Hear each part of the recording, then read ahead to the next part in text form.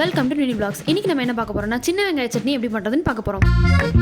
அதுக்கு நம்ம பிளேட் எடுத்துக்கிட்டு சின்ன வெங்காயம் நறுக்கி வச்சிருக்கிறோம், காஞ்ச மிளகா, புளி, வெல்லம், தேங்காய் கட் பண்ணி எடுத்துக்கிறோம்.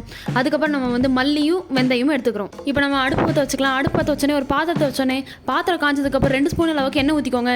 எண்ணெய் ஊற்றினதுக்கப்புறம் மல்லி, வெந்தயம், காஞ்ச மிளகா இது 3 ஊற்றி போட்டு நம்ம கிளறி வச்சுக்கலாம். இப்போ நம்ம உரிச்சு வச்சிருக்க சின்ன வெங்காயம் போட்டுக்கிறோம், கட் பண்ணி வச்சிருக்க தேங்காய் போட்டுக்கிறோம். அதுக்கப்புறம் தேவையான அளவு உப்பு சேர்த்திக்கிறோம். மறுபடியும் நல்லா கடமுட நல்லா கிளறி எடுத்துக்கிறோம். நம்ம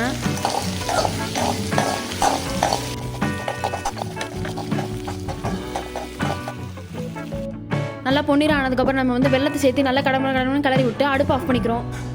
பேனை போட்டு நல்லா ஆற வச்சிடலாம். அது 5 நிமிஷம் போல் ஆறட்டும். இது ஆறினதுக்கப்புறம் எல்லாத்தையும் நம்ம மிக்சியில் போட்டு நல்லா அரைச்சி எடுத்துருங்க. பேஸ்ட் மாதிரி ஆகட்டும். தேவையான அளவுக்கு தண்ணி ஆட் பண்ணிக்கோங்க. இப்போ 90% முடிஞ்சிருச்சு. ஒரு ஃபைனல் டச் என்னன்னு பார்த்துடலாமா?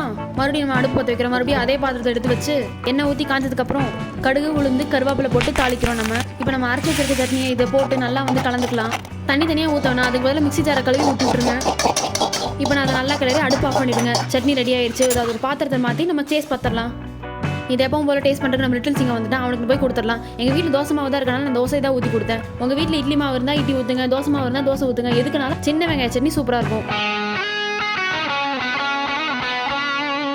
இந்த வீடியோ பிடிச்சிருந்தா லைக் பண்ணுங்கள், ஷேர் பண்ணுங்கள்.